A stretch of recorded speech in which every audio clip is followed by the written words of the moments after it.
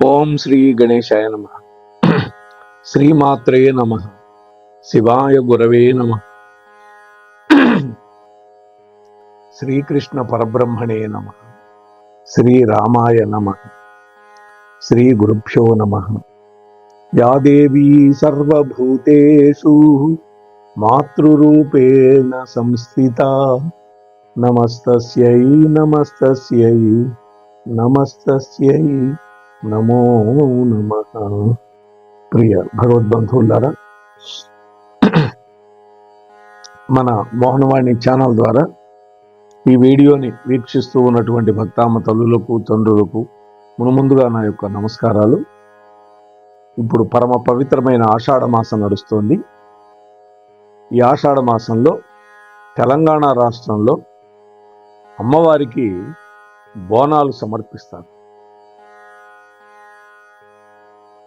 ఈ పండుగ ప్రధానంగా హైదరాబాదు, సికింద్రాబాదు, తెలంగాణ, ఆంధ్ర రాష్ట్రంలో ఉండే రాయలసీమలో కొన్ని ప్రాంతాల్లో జరుపుకుంటారు. సాధారణంగా జూలై లేదా ఆగస్టు నెలలో వస్తుంటుంది ఈ ఆషాఢ మాసం. పండుగ మొదటి చివరి రోజుల్లో తప్పకుండా ఎల్లమ్మదేవికి ప్రత్యేకమైన పూజలు చేస్తారు. భోజనము అనే అర్థం కలిగినటువంటి పదానికి, భోజనము అనే పదానికి వికృతి పదం బోనము. ప్రకృతి వికృతి అని మనం చిన్నప్పుడు నేర్చుకున్నాం కదా. అంటే అమ్మవారికి సమర్పించేటటువంటి నైవేద్యం.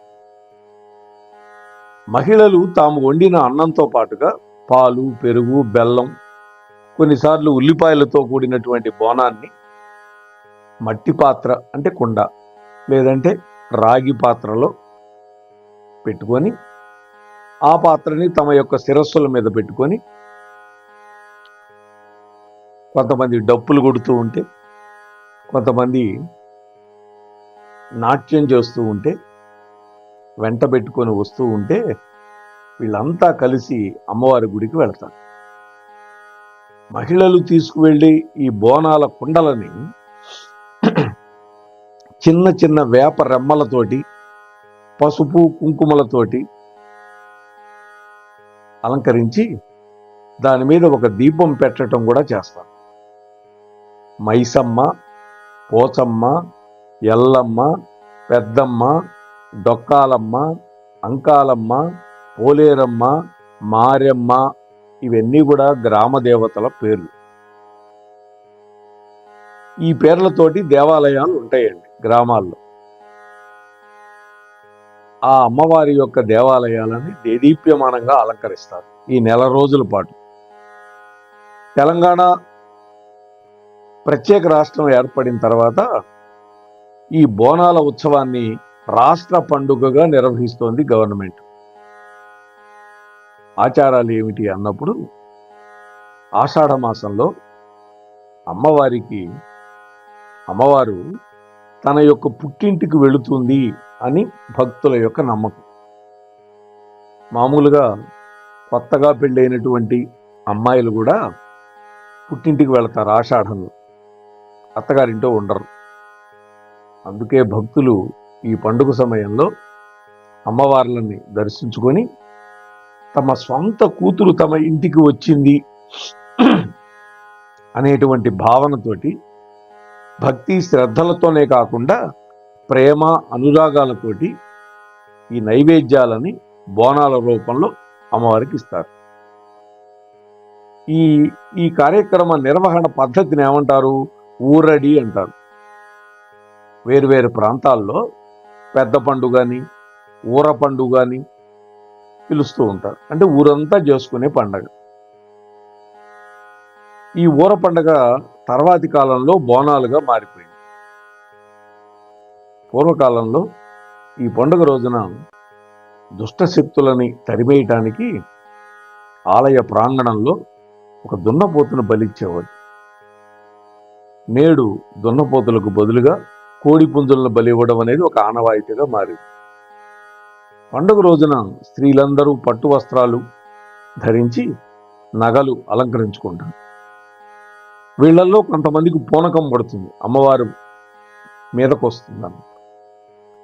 వాళ్ళు తల మీద కొండబెట్టుకొని మోసుకుంటూ ఆ డప్పులు వాయించే వాళ్ళు లయబద్ధంగా వాయిస్తూ ఉంటే ఆ శబ్దాలకు అనుగుణంగా వీళ్ళు కూడా నాట్యం చేస్తూ అమ్మవారిని స్మరించుకుంటూ నాట్యం చేస్తారు.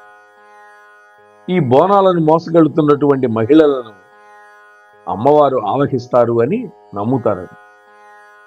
మహంకాళి అంశ రౌద్రాన్ని ప్రతిబింబిస్తుంది కాబట్టి ఆ తల్లిని శాంతపరచడం కోసం ఈ మహిళలు అందరూ కూడా ఆలయాన్ని సమీపించే సమయంలో వాళ్ళ పాదాల మీద మిగిలిన భక్తులు నీళ్లు కుమ్మరిస్తారు. అలా పూనకం వచ్చిన వాళ్ళకి నీళ్లు పోస్తారు పాదాల మీద. తమ యొక్క భక్తికి గుర్తుగా ప్రతి భక్త బృందం కూడా సమర్పిస్తారు ఒక తొట్టిని. ఆ తొట్టి దేంతో తయారు చేస్తారు? కాగితాలతో కానీ కర్రలతో కానీ, చిన్న రంగుల పరికరం అన్నమాట. ఆ తొట్టి తయారు చేసుకుని అది అమ్మవారికి సమర్పిస్తారు. బోనాల పండుగ ఈ సందోహం అంతా కూడా గోల్కొండ కోట ఉన్నది. ఆ కోటలో ఉండేటటువంటి గోల్కొండ ఎల్లమ్మ ఆలయం దగ్గర మొదలవుతుంది. దీన్ని లష్కర్ బోనాలు అంటారు. సికింద్రాబాదులో ఉన్నటువంటి ఉజ్జయిని మహంకాళి ఆలయం, బల్కంపేటలో ఉన్నటువంటి ఎల్లమ్మ దేవాలయాల మీదుగా ఈ పాత బస్తీ ప్రాంతానికి చేరుకుంటుంది, ఓల్డ్ సిటీ.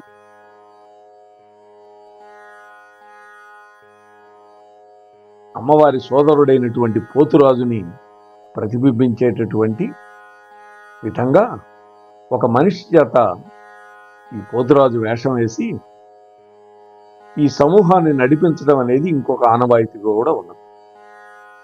ఈ పోతురాజు పాత్రను పోషించేటటువంటి వ్యక్తి స్ఫురద్రూపిగా, మంచి బలశాలిగా ఉంటాడు.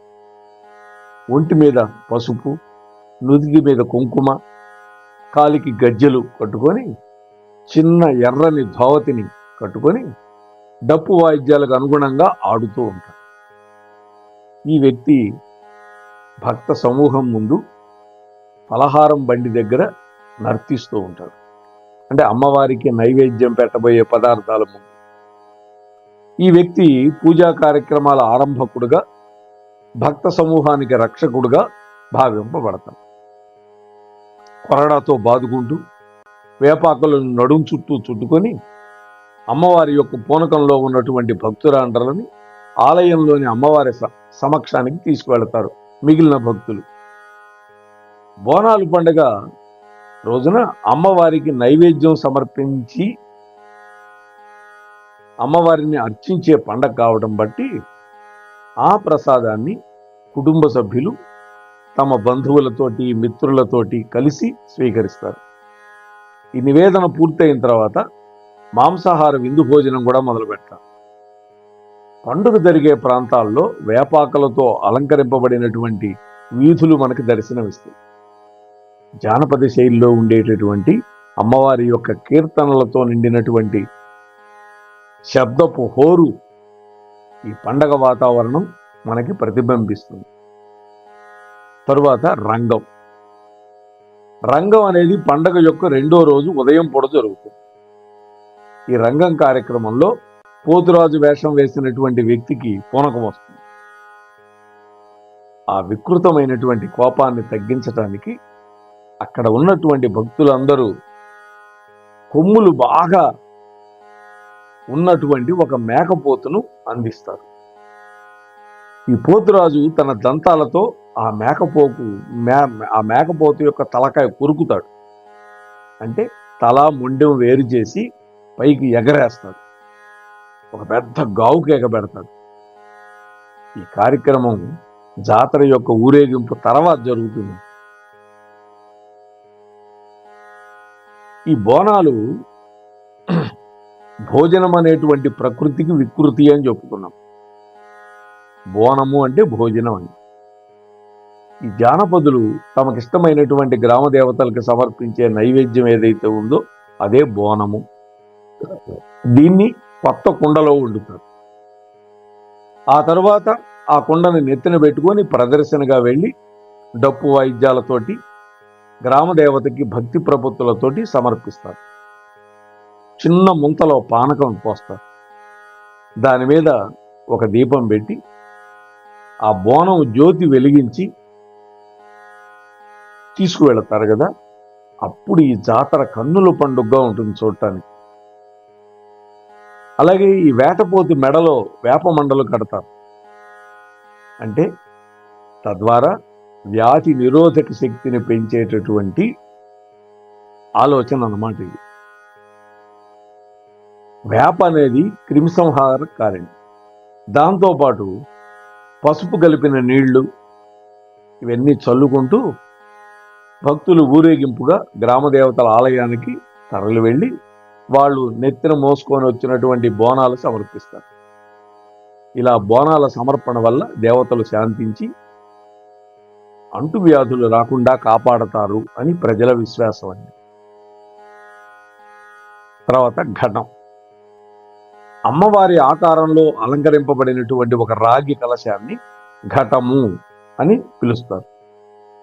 సంప్రదాయక వస్త్రధారణ, ఒంటి మీద పసుపు కలిగినటువంటి పూజారి ఈ ఘటాన్ని మోసుకొస్తారు. పండుగ మొదటి రోజు నుండి చివరి రోజు నిమజ్జనం దాకా ఈ ఘటాన్ని డప్పుల మేళవాయిద్యాల మధ్య ఊరేగిస్తూ ఉంటారు. ఈ ఘటం ఉత్సవం రంగం తర్వాత జరుగుతుంది.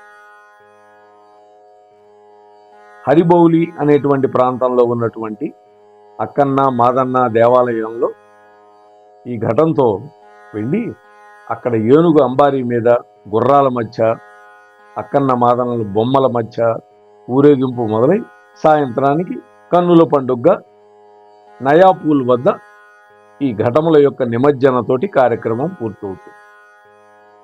లాల్ దర్వాజా నుంచి నయాపూల్ వరకు వీధుల వెంబడి వేలాది మంది భక్తులు నిలబడి రంగరంగ వైభవంగా అలంకరింపబడినటువంటి ఘటాలను దర్శించుకుంటారు. పోతురాజుతో పాటు వివిధమైనటువంటి పౌరాణిక వేషధారణల్లో ఉన్నటువంటి కుర్రవాళ్ళు తమదైనటువంటి శైలిలో జానపద గీతాలు వాయిద్యాల మధ్య నృత్యం చేస్తూ ఉంటారు. ఈ పాత బస్తీలో జరిగే ఈ ఘటాల ఊరేగింపులో హరిబౌలి, అక్కన్న మాదన్న, లాల్ దర్వాజా, సింహవాహిని, మహంకాళి, ఉప్పుగూడ, మిరాలం మండి, అలాగే సుల్తాన్ షాహీలో ఉన్నటువంటి జగదంబాలయం, షాలిబండ అలీజా కోట్ల, గౌలీపుర, సుల్తాన్ షాహీలో ఉండేటటువంటి బంగారపు మైసమ్మ దేవాలయం, అలియాబాద్లో ఉండే దర్బారు మైసమ్మ మందిరం, చందూలాల్ బేలాలో ఉండే ముత్యాలమ్మ గుడి, ఇవన్నీ కూడా ఈ ప్రాంతాలు కవర్ చేసుకుంటూ వెళ్తాం. కాబట్టి ఈ బోనాల పండగ తెలంగాణ రాష్ట్రానికి చెందిన ఒక ప్రాచీనమైనటువంటి గొప్ప పండుగ. అసలు ఈ బోనాలకి శాస్త్రీయ కారణాలు ఏమైనా ఉన్నాయా అని ఆలోచిస్తే, ఓం సర్వస్వరూపే సర్వేశే సర్వశక్తి సమన్వితే భాయేభ్యస్త్రహి నో దేవి దుర్గాదేవి నమోస్తుతే. ఈ తెలంగాణ రాష్ట్రంలో ఉండే పండగల్లో ఈ బోనాల పండగ ప్రత్యేకమైనది అని చెప్పుకున్నాగా. ప్రజలందరూ సంతోషంగా ఆనందోత్సాహాలతో జరుపుకునే పండగ. ముఖ్యంగా భాగ్యనగరం అంటే హైదరాబాద్, లస్కర్ సికింద్రాబాద్, ఈ రెండు జంట నగరాల్లో జరిగేటటువంటి ఈ బోనాల పండగ అంగరంగ వైభవంగా ఆషాఢ మాసంలో జరుగుతుంది.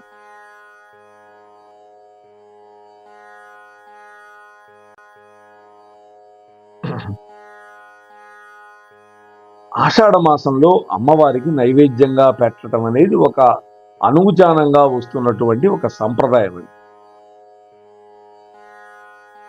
అంటే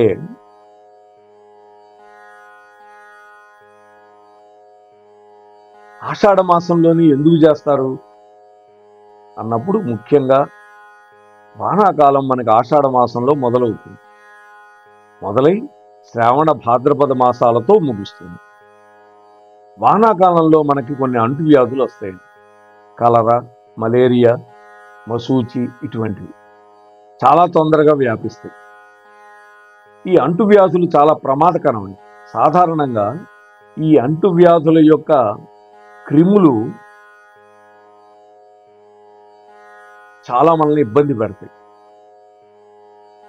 అంతేకాదు ఈ క్రిములు కొన్ని జంతువుల మీద సోకి ఆ జంతువుల ద్వారా మనకు ప్రమాదం జరుగుతుంది. అందువల్ల ఆషాఢ మాసంలో ఈ బోనాల పండుగ జరుపుతారు. ఈ బోనాల పండుగలో పసుపు నీళ్లు, ఈ వేపాకు మండలు ఇవన్నీ క్రిమిసంహారక వస్తువులే కదా. అందుకనే ఆషాఢ మాసంలో తప్పకుండా గోరింటాకు పెట్టుకుంటారు ఆడవాళ్ళు. శ్రావణ మాసం వచ్చేసరికి కాళ్లకు పసుపు పోసుకుంటారు. ఎందుకంటే వానాకాలంలో మహిళకి అరికాళ్ళు ఈ పాచిపోయే అవకాశం ఉంటుంది.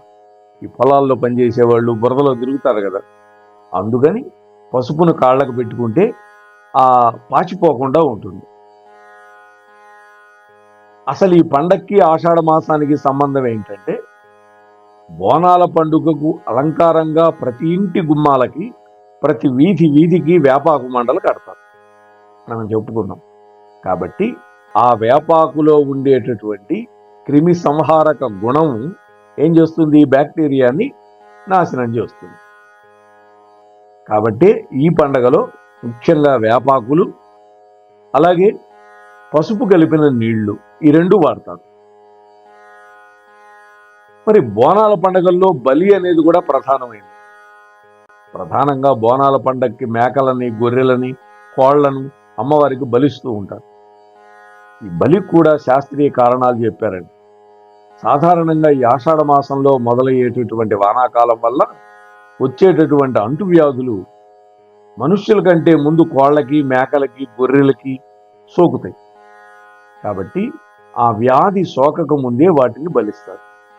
బహుశా అందువల్లనేమో శ్రావణ మాసంలో కొంతమంది మాంసాహారం తినరు.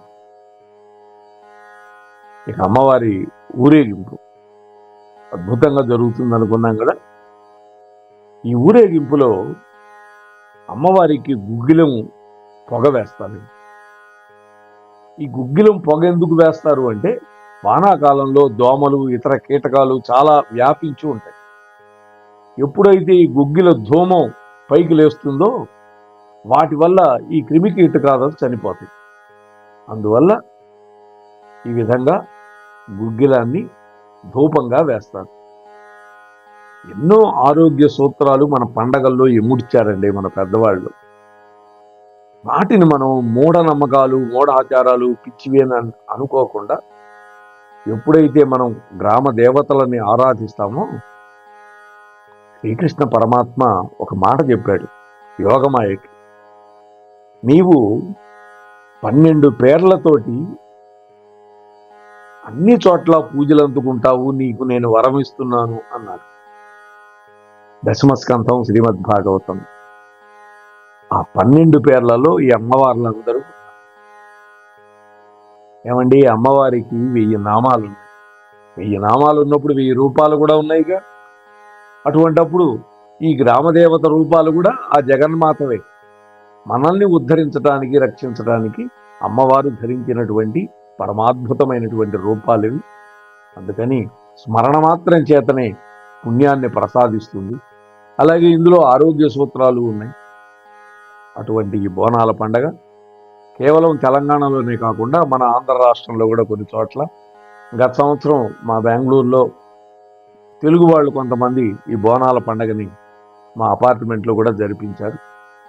కాబట్టి అమ్మవారిని పూజించుకోవడానికి ప్రాంతము ఇవన్నీ కూడా అడ్డం రాకూడదు అని నేను మీతో మనవి చేసుకుంటూ స్వస్తి సర్వేషాం.